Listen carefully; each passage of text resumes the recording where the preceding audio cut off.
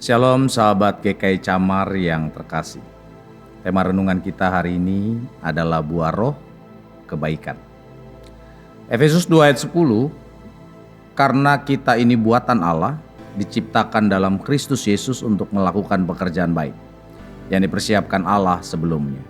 Ia mau supaya kita hidup di dalamnya.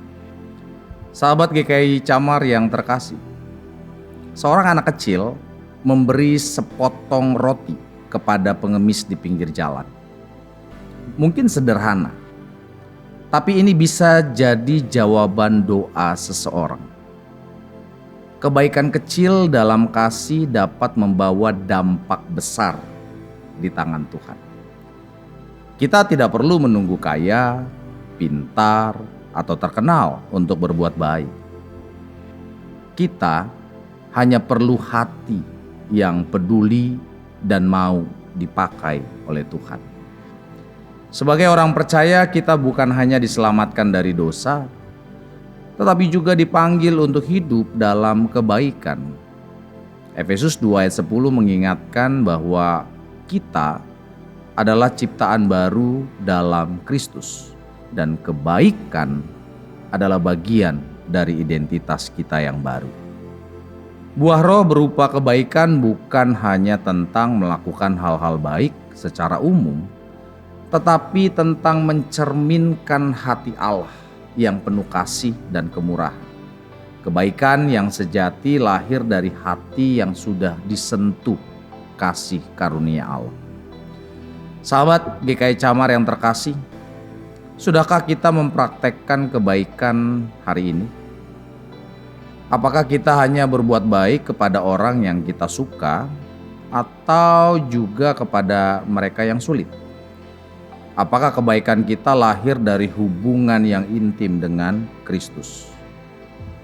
Kebaikan bukanlah kewajiban yang berat, tetapi respon alami dari hati yang telah dijamah oleh kasih Allah.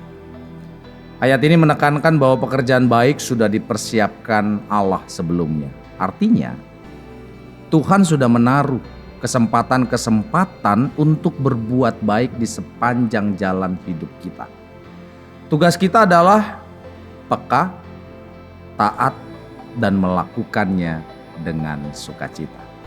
Bukan untuk mencari pujian, tetapi karena itulah tujuan kita diciptakan. Kebaikan kecil yang dilakukan dengan kasih lebih berharga daripada niat besar yang tidak pernah dilakukan. Tuhan memanggil kita bukan hanya untuk percaya, tetapi juga untuk menjadi saluran kebaikannya di dunia. Ketika kita berbuat baik kepada orang lain, kita sedang mencerminkan hati Kristus. Amin. Selamat menjalani perjuangan hidup dalam 1 minggu ke depan untuk sahabat GKI Camar terkasih. Selalu andalkan Tuhan dan nantikanlah pengenapan janjinya dalam hidup kita. Tuhan Yesus mengasihi kita. Mari kita berdoa. Tuhan Yesus, bentuklah hati kami agar mencintai kebaikan seperti Engkau.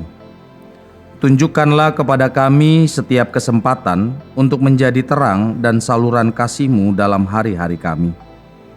Biarlah hidup kami selalu memancarkan kebaikan yang memuliakan nama-Mu.